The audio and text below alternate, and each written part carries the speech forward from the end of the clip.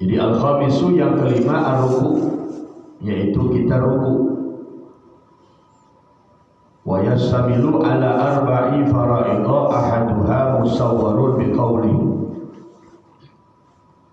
Dan ruku ini ada 4 fardunya, ada 4 syarat sah dikatakan ruku kalau memenuhi 4 syarat ini. Yang pertama, bi anhaniya bihaitsu tanalu rahata hurubati. Bi anhaniya dengan cara dia membungkuk. Al-qa'imu al-mu'tadil al-hilqa ma'a qudratihi 'ala al-inhina as-sarf.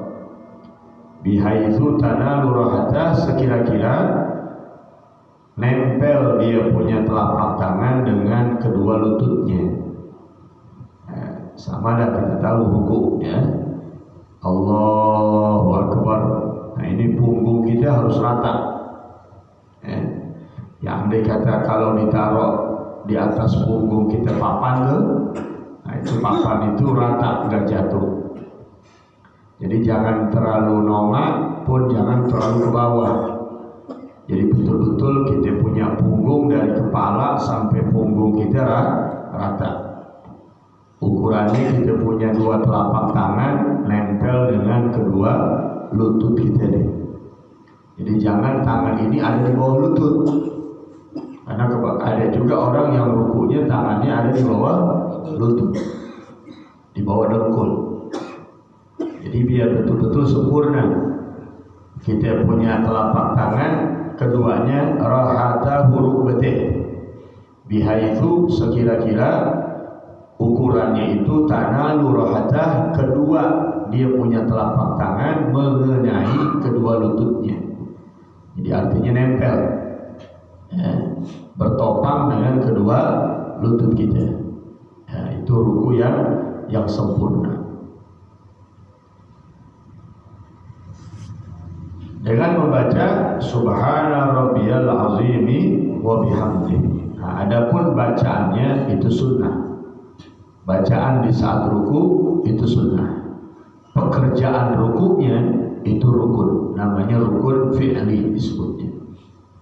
Jadi kalau ada orang sholat nggak ruku langsung sujud, sengaja-ngaja nggak sah, kecuali dia lupa. Yang semestinya dia ruku langsung sujud, Allahu Akbar, sujud ingat Anda belum ruku, balik nggak apa-apa untuk mengerjakan ruku tadi. As-sadisu yang keenam rukun sholat at-tuma'ninatu fihi, ada tuma'ninah fihi di saat ruku. Allahu Akbar, kita baca subhana rabbiyal azimi wa bihamdi, itu namanya sudah tuma'ninah. Berdiam sejenak artinya. Berdiam sejenak ar-ruku fa aqalluha al-mujzi'u sukunu ba'di harakati a'dha'i, yaitu diamnya kita punya anggota badan di saat kita ruku, tidak langsung berdiri. Ya Allahu Akbar, kita kan baca tuh subhana rabbiyal azimi wa bihamdi, itu sudah tumanina. Karena tumanina itu biqadri subhanallah, ukurannya sekedar orang baca subhanallah kurang dari 2 detik ya, ada tumanina. Jadi jangan Allahu Akbar, Allahu Akbar, Allahu Akbar, jangan. Jadi harus ada tumanina. Tumanina itu berdiam sejenak di saat kita melakukan rukun-rukun di dalam sholat. Setelah kita ruku, lalu kita baca subhana rabbiyal azimi wa bihamdi. Wa akmaluha azyada fima bima warada fi ruku min qawli subhana rabbiyal azimi salasan. Subhana rabbiyal azimi wa dzalika adnal kamal, dan itu paling sempurnanya kita di saat mengerjakan ruku. Jadi jangan sampai tuh bacaan-bacaan di saat kita ruku i'tidal ditinggalkan, walaupun kita cuma baca sekali, asalkan jangan sampai enggak sama sekali. Jadi ingat, bacaannya itu sunnah hayat, tetapi pekerjaan rukunya itu rukun, disebutnya rukun fi'li. Yang kelima, yang ketujuh, as-sabi'u al-i'tidalu, melakukan i'tidal bi an yantasiba qa'iman, yaitu dengan cara dia berdiri tegak kembali. Tadi sebelum ruku kan kita berdiri, baca Fatihah, baca surah, kita ruku, Allahu Akbar. Habis ruku kita bangun lagi, itu namanya i'tidal. Nah ini i'tidal rukun pendek, rukun fi'li yang qasir, yang pendek, yang nggak boleh kita tambah-tambahkan dengan bacaan-bacaan yang lain. Sami Allahu liman hamidah rabbana lakal hamdu mil'as samawati wa mil'al ardi wa mil'u ma syi'ta min syai'in ba'du. Langsung kita sujud Allahu Akbar, kecuali di saat rakaat kedua sholat subuh ada doa kunut. Bacaan-bacaan yang lain, pengen ruku kita Allahu Akbar, pengen sujud Allahu Akbar, bangun dari sujud Allahu Akbar. Tapi ketika i'tidal, sami Allahu liman hamidah, Allah maha mendengar, Allah maha mendengar siapapun yang memuji Allah. Nah ini asal riwayatnya, asbabul wurudnya, ketika Sayyidina Ali tertinggal 1 rakaat bersama imam sholat subuh. Begitu Sayyidina Ali keluar dari rumah ingin menuju ke masjid, di perjalanan ada orang yang sudah tua di depan Sayyidina Ali. Sayyidina Ali gak mau ngeduluin tuh orang tua, karena beliau saat itu masih dalam keadaan muda, dan tentu orang tua ini orang yang lebih tua umurnya. Sayyidina Ali tungguin tuh jalan pelan-pelan, ya. Karena Nabi menyatakan man waqara syaikhan li sinnih gayyadallahu man waqara fi kibari. Man waqara syaikhan li sinnih, orang yang menghormati orang lain karena umurnya. Kita hormatin orang bukan karena ilmu, bukan karena kekayaan dia, bukan. Tapi kita hormatin dia memang karena umurnya lebih tua dari kita. Siapa orang, kata Nabi, menghormati orang lain karena memandang umurnya, gayyadahullah, Allah akan tentukan orang yang akan menghormati dia di saat dia sudah tua. Artinya ini ada isyarat, ada sinyal dari Nabi. Anak-anak muda yang pandai menghormati orang tua, insya Allah dipanjangkan umurnya oleh Allah. Karena dia nggak mungkin merasakan dihormati anak-anak muda kalau umurnya nggak panjang. Apalagi udah tua, alim lagi, alim, seorang yang pakar ilmu, yang tua, karena umur aja kita hormati, apalagi tua karena pamor. Karena tua ini ada 2 macam, ada tua karena kejemur, ada tua karena pamor. Tahu nggak tua kejemur? Tua di jalan, yang nggak ada ilmu, nggak ada keahlian, gitu. Makanya orang yang sudah usia 40 tahun, namun ibadahnya lebih sedikit ketimbang maksiatnya, maka silakan pilih mau kapling neraka yang mana, kata Nabi.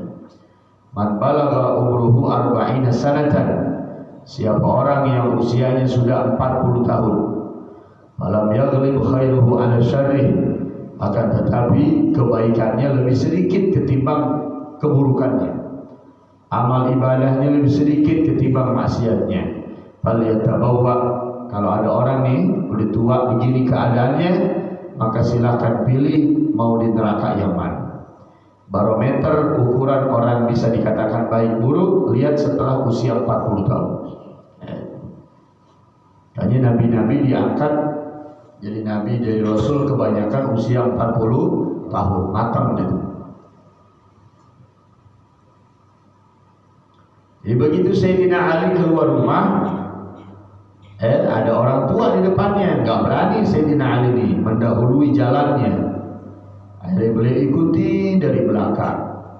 Begitu nyampe pintu masjid, ternyata orang tua ini nggak masuk ke masjid. Nah, di situ Sayyidina Ali tahu, berarti dia bukan Muslim tapi Yahudi, Nasrani bisa jadi. Nah, di saat Sayyidina Ali masuk ke dalam masjid, Nabi sedang ruku tuh. Rasulullah jadi imam, sedang ruku rakaat kedua. Nah, begitu beliau lihat Rasulullah dalam keadaan sudah ruku, beliau ucapkan alhamdulillah masih dapat rakaat. Langsung niat usolli fardhu subhi Allahu akbar, kan boleh langsung ruku. Dapat gak rakaat? Dapat 1 rakaat. Kecuali imamnya sudah berdiri lagi. Nah, maka Rasulullah ditahan tuh punggungnya sama Jibril. Ditahan, dipegangin. Artinya jangan bangun dari ruku dulu, jangan i'tidal dulu. Di belakang tuh ada Sayyidina Ali bin Abi Thalib yang ketinggalan sholat itu gak sengaja. Ketinggalan sholatnya gak sengaja, tapi memang beliau uzur. Ada orang tua yang jalan di depannya gak berani ngedului. Akhirnya kata Jibril, baca wahai Rasul, setelah ini sami Allahu liman hamidah, jangan lagi Allahu Akbar. Awalnya Allahu Akbar tuh, mau ruku Allahu Akbar, bangun dari ruku Allahu Akbar, mau sujud Allahu Akbar. Nah, begitu ada kisah ini, ada kejadian ini, maka Rasulullah membaca sami Allahu liman hamidah. Allah Maha mendengar siapapun yang memujinya. Siapa yang memuji Allah saat itu? Sayyidina Ali bin Abi Thalib. Karena beliau mengucapkan alhamdulillah, ya kan? Nah, itu asal riwayat. Nah, sekarang kalau ada orang bangun dari ruku baca Allahu Akbar, batal nggak? Enggak. Mungkin dia lupa, ya kan? Ada orang lupa habis ruku Allahu Akbar, mestinya sami Allahu liman hamidah, nggak apa-apa. Tapi apa yang sudah jadi asal riwayat jangan dirubah-rubah. Kita harus baca sami Allahu liman hamidah. Allah Maha mendengar siapapun yang memuji Sayyidina, siapapun yang memuji Allah. Yang memujinya siapa? Yaitu Sayyidina Ali bin Abi Thalib. Sahabat bertanya, wahai Rasulullah, tadi di saat bangun dari ruku tidak kok baca sami Allahu liman hamidah? Nggak biasa-biasanya. Biasanya baca Allahu Akbar. Kata Rasulullah, ini perintah dari Allah melalui Jibril karena menghargai Sayyidina Ali memuji Allah Subhanahu wa ta'ala. Jadi as-sabi'u yang ketujuh i'tidal.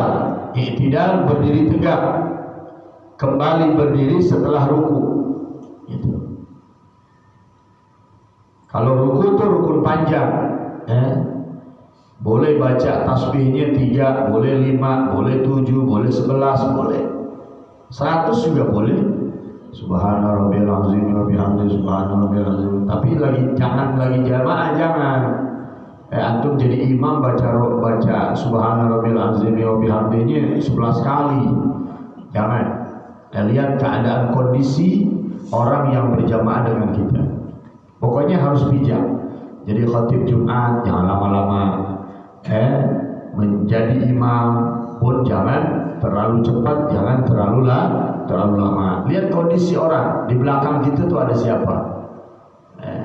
Harus bijak, harus bisa menempatkan sesuatu. Bahkan dalam kitab-kitab yang lain itu saya dapatkan dari guru saya, ketahuan orang ahli fikih atau tidak, lihat di saat menyampaikan khutbah Jumatnya. Lama khutbah Jumat 45 menit. Ini orang udah gelisah.